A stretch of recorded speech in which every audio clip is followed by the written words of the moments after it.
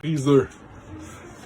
Salut mon homme, salut madame, j'espère que ça va bien. Mon nom c'est Benoît Vincent, je suis un passionné de la bande dessinée.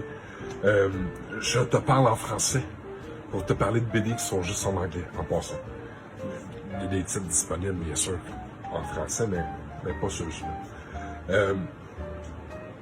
T'es-tu prête? On est mercredi, nouvelle journée de la BD. Premièrement, Ghost Rider et Wolverine font qu'un, avec la fameuse couverture Frank Miller. J'ai essayé de me trouver des belles copies. Ça, c'est la deuxième partie de l'histoire. J'ai commencé à regarder ça. Vraiment cool. J'ai tombé en amour quand j'étais jeune avec Heart of Darkness, ce qui était Wolverine, Ghost Rider et The Punisher. Dans une aventure qui était complètement fantastique, surréaliste. Puis il avait réussi à mettre les pièces de puzzle pour que ça marche. Fait que je t'en joué. Parce que là, on est dans le très surnaturel. Puis la fin la première partie du livre, c'est vraiment c'est Wolverine qui mène l'aventure, plus souvent qu'autrement. Puis on découvre pourquoi qu'on peut amener du magique ou dans l'histoire. Fait que ça, c'est très cool. Deuxième, c'est Death of the Venomverse. Première apparition de Kid Venom. J'étais de voir les images, c'est très court, c'est très très bref à l'intérieur du livre. J'aimerais ça, que l'histoire soit bonne. Moi j'aime ça, là, une sauce à la Stan Sakai, Stan puis Julie Sakai ou bien Peach Momoko. Très manga-like les images. Fait que honnêtement, moi je suis encouragé. C'est un univers que j'aime découvrir, surtout quand c'est des personnages où est-ce qu'ils mixent un peu la sauce. Ça nous donne les mêmes éléments, mais vraiment d'une façon différente. Les séries de Peach Momoko étaient vraiment très très bien réussies. C'est pour ça que j'ai pris ça, entre autres, en passant. Parce que c'est la première fois qu'on voit Kid Venom. Spider-Man numéro 11, Legacy 667. Je te parlais de Peach à l'instant. C'est le variant cover. Puis à l'intérieur de ça, c'est la fin, dans le fond d'une book. Après ça, ce qui passe, c'est Spider-Boy. Spider-Boy qui a fait son apparition il y a... j'ai l'impression de 3 mois. Mettons 3 mois et demi. Puis c'est un livre qui a explosé en valeur. On nous présente une nouvelle version de Spider-Man, qui n'est pas Peter Parker. Puis là, il faut voir si le marché est prêt pour en faire un Miles Morales. En voulant dire que la machine est prête. Toutes les pièces de casse-tête sont là pour nous amener à avoir ce nouveau webless, fait qu'il se promène. Puis il n'y a pas de toile. Puis il y a des fangs. C'est ce qu'on sait un peu à l'instant. Il y a d'autres qu'on peut faire, puis tout, là, mais... Spider-Boy. Gardez un œil là-dessus. Je ne sais pas si tu le sais, mais avant, Transformer puis G.I. Joe, c'était une propriété de publication IDW, si je me trompe pas. Je vais par cœur. C'est soit ça ou Boom, mais il me semble que c'est IDW. Puis là, ils ont rejoint les deux, dans le fond, la bannière Image Comic, là, celle qui a été la troisième plus grosse, là, qui a été capable d'attirer un peu l'attention des années 90, 2000, puis encore aujourd'hui. Une compagnie super bien établie. Un nouvel ère des Transformers et des G.I. Joe, puis on partage le même univers. Fait que les gens sont excités, les gens sont en feu par rapport à ça. Ça nous donne une nouvelle opportunité. Ça a les mêmes personnages, d'après moi. Il va peut-être avoir des nouveaux robots à l'intérieur. Santé. À l'intérieur de ces séries-là. Je vais être franc, j'attends que je le lis pas tous les mois. Quand je vais le lire, ça va être plusieurs numéros en back-à-back. Ça, c'est pour collection.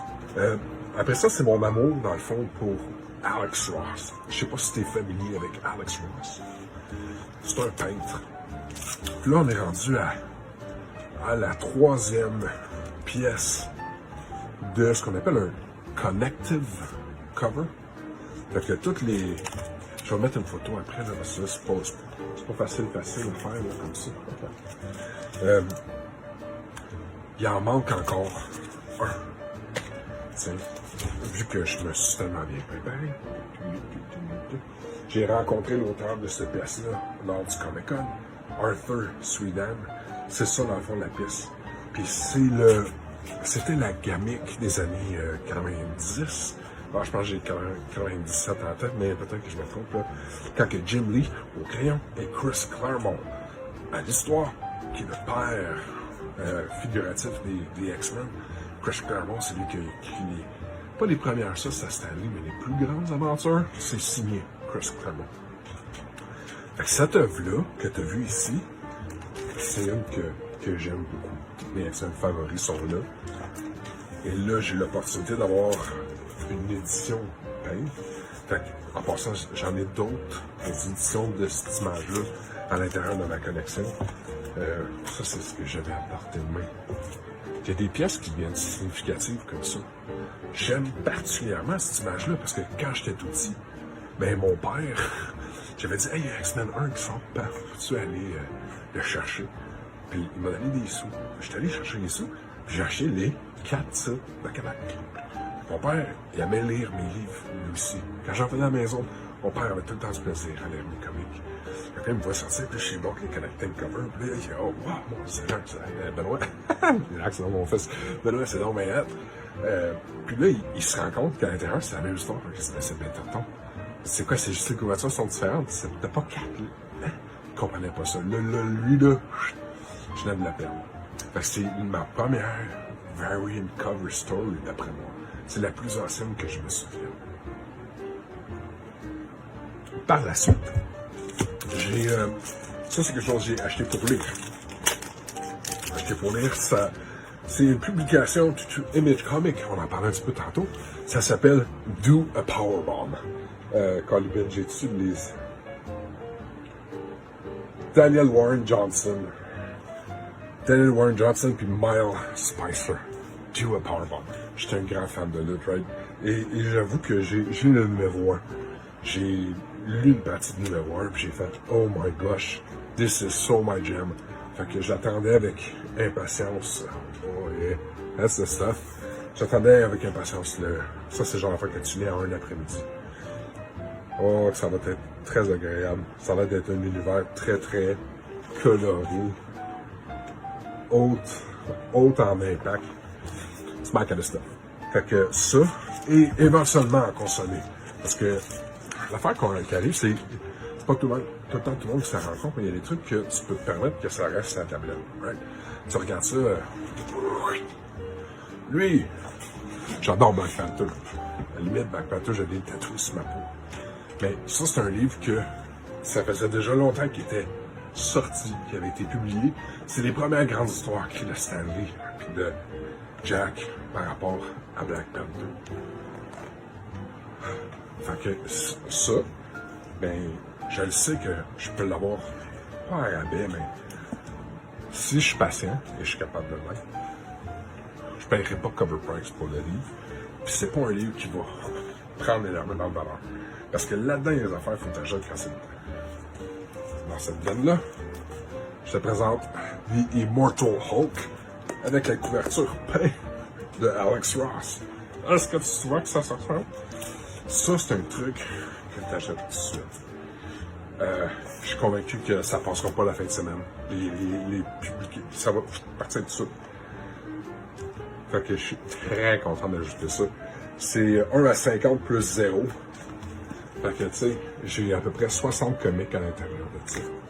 On faisait le calcul rapidement tantôt, là, puis si je les avais tous achetés, là, avec là, c'est sûr que la valeur n'aurait pas été la même, parce que c'est un livre qui est critically acclaimed.